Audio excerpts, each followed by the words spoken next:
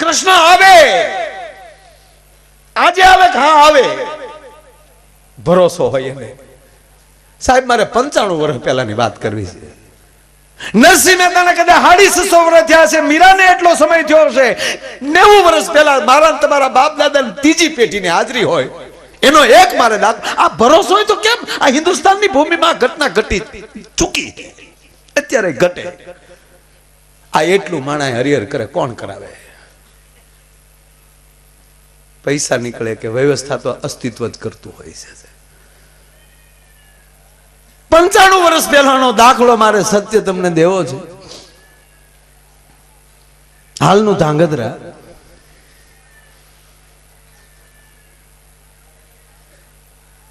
Sir Ajitsinhji શેલા રાજવી, ત્યારે આઝાદીના થોડાક સમય પહેલા, 30 વર્ષ પહેલા, રાજકોટની રાજકુમાર કોલેજમાં ભણેલા. હવે નક્કી કરી લો કેટલો સમય થયો. રાજકોટની રાજકુમાર કોલેજમાં અભ્યાસ પૂરો કર્યા પછી કારણોસર સર અજીતસિંહને એ રાજતિલક થયું. પણ મારા યુવાનો સાંભળજો, સર અજીતસિંહ રાજા બન્યા ને તો આપણી જેવો પોશાક કે રાજાનો પોશાક નહોતા પહેરતા, મિલિટરીનો માઈ પોશાક પહેરતા. એટલી રાષ્ટ્રતા અંદર લબો લબ ભરેલી. વાત નથી ચાલુ થઈ જી, મારે જે વાત કરવી છે એનું ફાઉન્ડેશન બાંધું છું. વાતમાં ધ્યાન આપજો, 1 મિનિટ. એવો અજીતસિંહનો ત્યારે ડંકો વાગે કે જુનાગઢ નવાબ થી લઈ અને પાવાગઢના નવાબ સુધી વયા જાઓ અને તમામ રાજાઓને ભેગા કરો માં, અને એ રાજાઓની વચ્ચે અજીતસિંહનું નામ આવે એટલે બધાને ડોકો હલાવવું પડે. એટલું નહીં, પણ એ ધાંગધ્રા સ્ટેટના ગામડાનો માણસ કદાચ ક્યાંક આ બાજુ નીકળી જાય ને ગાંડી ગીર હોપટ નીકળે, અને એ ગાંડી ગીરના ડુંગરના ગાળામાં કોઈ બારવટી આડા ફરે અને બંદૂકો લંબાવીને એમ કહી દે કે હોય આપી ગયો, નકર હગી નહીં થાય, ત્યારે ઓલો માણસ એમ કહે કે બાપા અમારે દેવામાં કાંઈ વાંધો નથી, દઈ દેશું, પણ અમે ધાંગધ્રા સ્ટેટના છીએ. ત્યારે બંદૂકો પાછી હટી જતી. બાપા ભૂલ થાય છે, અજીતસિંહને ન કહેતા, ગોતીને ખેહીને મારી નાખે એવડી જેની તાકાત. હવે ધ્યાન આપજો, જે રાજા આવો હોય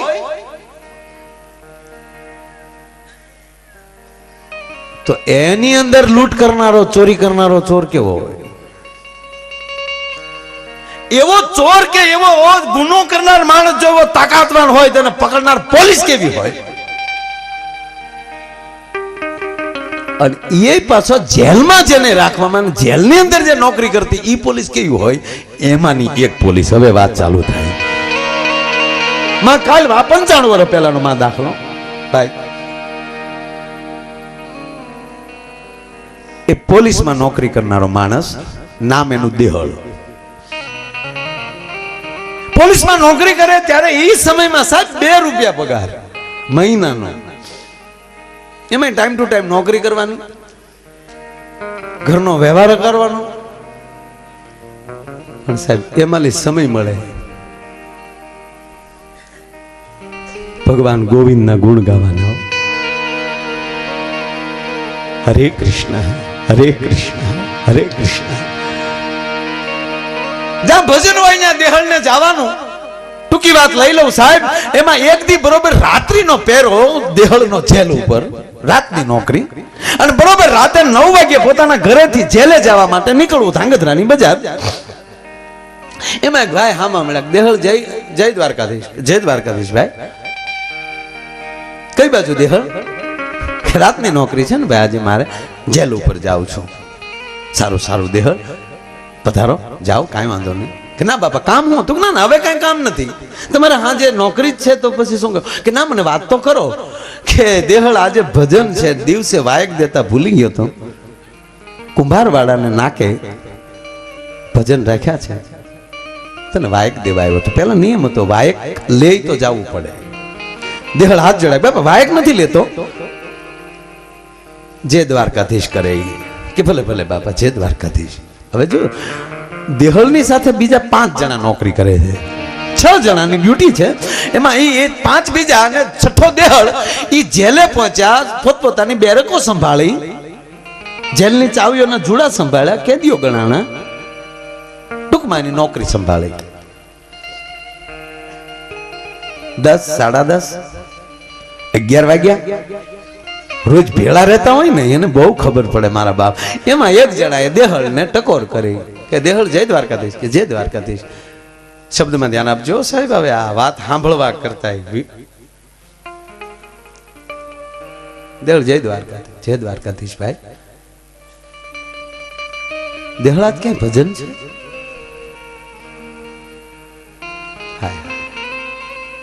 હા તો બાપુ માં દેહળ ને આહુડા ધાર થઈ કે તને કેમ ખબર પડી ભાઈ કે દેહળ તને હક નથી, એટલે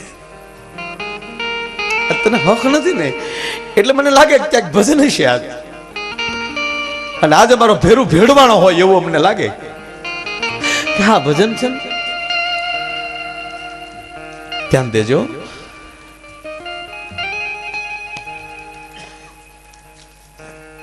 શબ્દની બહુ મારામારી છે આ વાતમાં. હે દેહળ તો રાત જાહે કે ના? રાત નહીં જાય મારાથી. ભાઈ બંધો કરો તો આવા કરજો. અને ત્યારે દેહળની પાસે જઈને ઓલો જે મિત્ર હતો ને એને કીધું, કારણ કે જવાબદારી ચાવીઓ સંભાળવાની મોટી જવાબદારી દેહળ પાસે છે, પાંચ તો નાના છે. આજના ઓલામાં ગઈ આ જમાદાર છે. દેહળ આ ભેરું ઉપર ભરોસો હોય તો લાઈવ ચાવીને જોડીઓ મારી પાસે અને પાછલી દિવાલેલી નીકળી જાય. પણ દેહળ બે ભજન ગાન વૈયા આવજો. અજીતની જેલ બે ભજન ગાન વૈયા નહીં તો તનથી રાત નહીં જાય, કારણ કે તારા અંદર ભજન જે રમે છે એ ઓલવા હે નહીં. તું જા. નાને તો એટલું જ જોતું હતું, કોઈક જવાબદારી વાળો જોવે, અને જેની અંદર ભગવાન હોય ને સાહેબ ગમે ઉપર ભરોસો મૂકી દે, ગમે એની માથે. પાછળ દિવાલેથી દેહળનું નીકળવું. 11:30 ભજનમાં પહોંચ્યો. બાપુ ખોળામાં રામસાગર આવ્યો માં. હવે નરસિંહ મહેતાના હાથમાં કડતાલ આવી જાય, જો એના બાપનું હરાદ યાદ રે તો દેહળના હાથમાં રામસાગર આવ્યા પછી જેલ યાદ રે. ધીરે ધીરે રામસાગર ઉપર આંગળીના ટેરવા મળ્યા ફરવા. વટાવડા છીએ વાટના, વાટે ઘાટે વિલંબ ન કીજીએ. ભજનનો ઠાર મળ્યો લાગવા. ઈ દેહળની આંખમાં આહુડા પડે, આહુડા રામસાગરના તાર ઉપર પડે, આંગળીના ટેરવા તારને અડે અને આહુડાની સોયલું છૂટે થયો. 11:30, 12, 12 અને બરોબર 1નો ટકોરો થયો. 1 વાગે બરોબર દરબાર સર અજીતસિંહ 21 ઘોડેસવાર સાથે માં જેલ ઉપર ચેકિંગ. જેલની ડેલીની બહાર ઘોડા ઉભા છે અને ઘોડા ઉપર ઉભે બેઠેલા સર દરબાર અજીતસિંહે અવાજ કર્યો, દેહળ, એ દેહળ સાહેબ જેલમાં લેવા. જી સરકાર. બાર આવો દેહળ. જી નામદાર, તમારી હાજરીની બુક લેતા આવજો બેટા.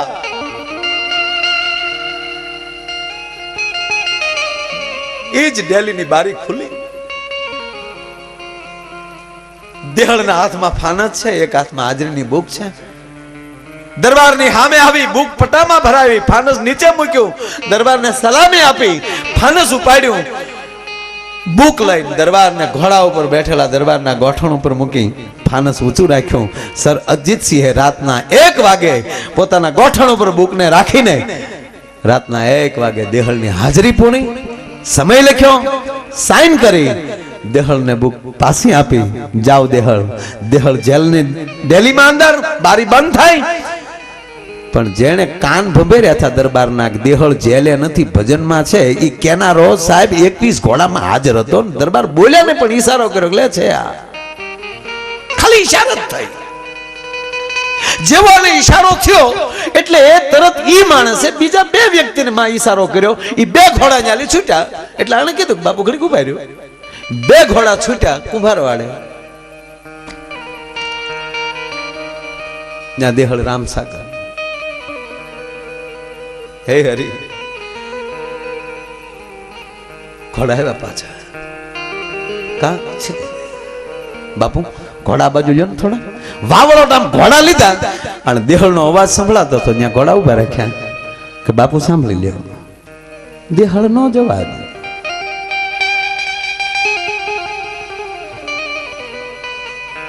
પાછા જેલે ફરી વાર અવાજ. દેહળ હા નામદાર ખેરિયત બેટા. હાય હાય અંદર જેલનો અવાજ હું કે સાંભળજો. કાપ જેવી સરકાર હોય ને બધું સારું જ હોય ને મારા બાપ. એ ભલે દેહળ બાપ ભલે ઘોડા લઈને નીકળી ગયા. બોલાય બીજી વાર કીધું અજીત છે લે આ જો હા ભાઈ આ દેહળ. ત્યારે ઓલાએ કીધું બાપુ જેલે પાછા આવો છો તો કુંભાર વાળો ક્યાં આગળ છે. તેથી મારા ભારત દેશનો ક્ષત્રિય એટલું બોલ્યો હતો જેલ મારી છે જ્યાં મારે ચેકિંગ કરવાનું હોય, કોઈના પાસ્ત્રો ખોલવા મારે ન જવાના હોય, મારી જેલે મારો દેહળ હાજર છે. પણ માં વાત આ છેલ્લી અડધી મિનિટની વાત મારી નાખે એવી. સાહેબ દરબાર એમ કહેવાય પોતાના સ્વયંખંડમાં રાજભવનમાં પહોંચ્યા, પોતાના મેલે આવ્યા અને પરોઢિયું થયું. બે ભજન ગાઈને આવવાનું કીધું હતું એને બદલે પરોઢિયું થયું. હા પણ જો સાહેબ પરોઢીએ દેહળ જેલે આવ્યા. જેલે આવ્યા પણ સાંદરડું ઉગી ગયેલું. અરે રે મારા ભાઈ બાપા બે ભજન ગાઈને આવવા થાય મને ખબર ન રહી. દેહળ આવી જ વાતો જુનાગઢ જેવી જ. દેહળ સપનું નથી આવ્યું ને તને? શેનું બાપા સપનું? અરે ગાંડા તું તો વહી આવ્યો છો 12:30. તું 12:30 આવ્યો. 1 વાગે દરબાર આવ્યા, તને બારો બોલાવ્યો. એ મારા બાપ મને સપનું નથી આવ્યું, તમને આવ્યું હશે. હું ભજનમાં લઈ આવ્યો આવું. હું એકદમ જાગૃત, હું દિવાલ ઠેકીને આવ્યો. હું સપનામાં નથી કૂદ્યો, હું અત્યારે આવ્યો. ખોટું બોલું તો મને મારા દ્વારકાધીશ ના સાહેબ પાંચેય ભેટીને રડ્યા. બહુ કહેવા ગયો મને. એ પાંચેય જણા એટલું બોલ્યા ધન્ય છે દેહળ તારી ભેગી નોકરી કરવામાં. ભજન શું કહેવાય દેહળ એમને ખબર નથી. અને તારી જેવાની ભેગી નોકરી કરી. હવે મેં સાથી ઠોકીને કહી એકશું 1.5 કલાક અમે દ્વારકાધીશ ભેગી નોકરી કરેલી છે. હવે મને એ કહેશો હું ક્યાં ઉભો થઈ? દરબાર ક્યાં ઉભા થઈ? ડેલી ખોલ્યો, ફાનસો લીધા હાથમાં. આ ઘોડાના ડાબલા અહીંયા દરબાર ઘોડું લઈને ઉભા છે. આ બાજુમાં તારા પગલા. પગલામાં લઈ ધૂળ લઈ લઈને દેહળ પોતાના મસ્તક ઉપર મળ્યો છે. કે દેહળ કે હા આ મારા પગલા નથી, આ મારા દ્વારકાધીશના પગલા છે. અને માં પછી ન્યાલી દેહળે દોઢ દીધી હો. દોઢ દઈ અને મહેલે આવીને ઉભા રહ્યા. પહેરેદારોને કીધું બાપા ઠાકોરને મળવું મારે. કે દરબાર આખી રાત્રિના બધે ફરીને જે આવ્યા છે હજી માંડ એને ઝોલો આવ્યો છે. ઝોલો આવ્યો છે પણ મારો ઝોલો પૂરો થાય છે. એને જટ જગાડો નહીતર મારે મોડું થાય. રાજમહેલમાં હુતેલા સર અજીતસિંહને નીંદર નહોતી હજી આવી. અને કાટ કાટ કાટ કરતા હવેલીના પગથિયા ઉતરીને ઉભા રહ્યા. દેહળ જય દ્વારકાધીશ. બાપુ જય દ્વારકાધીશ. કેમ બેટા? બાપુ કામ છે ત્યાં આવ્યો છું. સાંભળજો માલિકે કેવો હોય, પાછો રાજાએ કેવો હોય. આ શું મારી ધરતીના રાજાઓ? બોલો ને દેહળ. માલિક તારી પાસે બધા નોકરીઓ લેવા આવે. આ દેહળ તને નોકરી દેવાય. કડેલી પટો છોડી પગમાં મૂક્યો. દરબાર માફ કરજે. દેહળ આ નોકરી મૂકે છે. સાહેબ દરબાર બધ ભરીને એટલું બોલ્યો કે એ દેહળ મારો હું ગુનો કે મારી હું ભૂલ તે તું મારી નોકરી મૂકે? દેહળ મેં તને કેદી શું કીધું કે તું એ ઠાકર જેવો માણા થઈને મારી નોકરી મૂકે છે? તેથી દેહળે કહે છે કે તું એ ઠાકર થી ઓછો નથી. હે મહારાજ તારામાં મને ઠાકરના દર્શન થાય, પણ દેહળ એટલું જ ને, કોઈ કાન ભંભેરે મારા, અને મારે રાતનું જેલે આવવું પડે, મેલેથી જેલે આવવું પડે. એ તને તકલીફ પડી એટલે ને કે બાપુ એ જ તકલીફ પડી કે કેમ કે દરબાર માફ કરજો, તમારે તો મેલેથી જેલે આવવું પડે, પણ ઓલાને ઠેઠ દ્વારકાથી આવવું પડે, મારે કેમ પહોંચ કરે. અને હવે આ ધંધા મારે રોજના છે, હું કેટલા કેને ધક્કા કરાવું. એક અમારી નોકરી રાખવા માટે જો મારો બાપ દ્વારકાથી આવતો હોય તો મારું પેટ નહીં મને ભરાવી દે ગમે ત્યાંથી. અને સાહેબ એ પટો મૂક્યો અને એ જ ધાંગધ્રાની ખાંડવી ધારે સાહેબ દેહળે બેઠક મારી દીધી અને આખી જિંદગી અહીંયા પૂરી કરી માં. અને કોકદી ધાંગધ્રાના જાપામાલી સાહેબ નીકળો ને તો મિલિટરી કેમ્પ પાસે દેહળ ભગતની વાવ કહેવાય સાહેબ, એને જાજા વરહ નથી. તમે કલ્પના કરો 95 વર્ષ પહેલા જો ત્યાં આવતો હોય તો મોઠામાં આવ્યો જ હોય, એમાં કોઈ શંકાને સ્થાન કરાય નહીં. આવા સાધુડા પાસે આવ્યો જ હોય, અને એવી સાધુની આ પવિત્ર જગ્યામાં સાહેબ આપણે બેઠા છીએ. હું જગદંબાને માનું છું સાહેબ, એને મારા વર્ષોના ગાડીઓ આગતો ત્યારથી લઈને સાહેબ અત્યાર સુધી જેદુનો સમજણો થયો, માતાજીનું નામ આવડે છે તેદુના એને અનુષ્ઠાન કરતા હું. નવરાત્રીમાં માયાએ કોઈ દી ડાયરો નથી કર્યો, 9 દી માની સામે મૌન બેઠું, 9 દિવસ એના નામ સિવાય કઈ, પણ મને કોઈ દી થરેરો નથી આવ્યો યાર. મને અનુભવ થયા છે, બીજા થયા છે અનુભવ, હું નહોતો ત્યાં મને એને પોગાડ્યો છે. આ નરું સત્ય કહું. ઘણા એમ કે ભગવાન મળે એટલે શું થાય? ભગવાન, અરે ભગવાન નરસિંહ મહેતાને નથી મળ્યો સાહેબ, 52 કામ એના કર્યા, પણ આવ્યો છે તો નરસિંહ મહેતો થઈને આવ્યો છે, શત્રુભુજ વાળો નહીં. શત્રુભુજ થઈને આવ્યો તો જુનાગઢ ખાલી થઈ જાય સાહેબ. ભગવાન ક્યારે આવે કે એ જુનાગઢના કરોડપતિ માણસોથી કોઈના બાપના હરાજ નહોતા થયા, એવું નરસિંહ મહેતાના બાપનું હરાજ થયું માની લેવાનું ભગવાને જ કર્યું હોય. અને મને તો હજી વેમ પડે કે ઓલો જે છેલ્લો વેપારી ઘી દીધું ને એ જ મારો ના થશે. એને એમ થયું કદાચ ઘી તો તપેલી કોક ભરી દે તો એક તપેલી ઘી કાંઈ જુનાગઢ થોડું જમશે, લાવ એને ઘડી કાંઈ હાટડી હું માંડી દઉં, મારી હાટડીનું ઘડીકી હટાણું કરી લઈને અને અહીંયા ઘડીક કીર્તન ગાઈ નાખે તો ત્યાં હું જમાડી દઉં બધાને.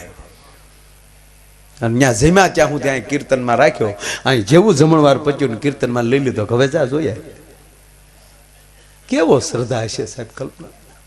એની તપેલીમાં મહેતી લ્યો આ ઘી. મહેતી હામું જોવે છે, તમારું સટકી ગયું છે હું? તમે હવારના મને મહેતા હેરાન કરો છો. એટલું માણસોને જમાડ્યું, એટલે હોનાના પાટલા, હોનાના વાસણો, એ હોનાના તારવાળી હાડીઓ તમે એને ભેટ આપીને અત્યારે પાછી એની તપેલી મરી ગઈ. હેન્ડલૂમ પહેરી પહેરીને કોઈ દી કીધું નહીં કે ઘરમાં એટલી વસ્તુ પડી છે. મેથી કોને કયો? તમને કહું છું. સાચું ન લાગતું હોય તો આમ નજર તો કરો. ગોર પીડ્યા એ તો દેખાય ને, જે પંગતિયું જમીન જમીન ઊભી થયા, ડાળના રગેડા પીડ્યા એ તો દેખાય ને તમને, કા કેટલું જમીન ગયું છે. મેં તે આમ નજર ફેરવી ધ્રુજેશ નરસિંહ મહેતા કે મેથી મને એકવાર કે પંગતિયુંમાં હું આટા મારતો તો તમે નહીં તો બીજું કોણ?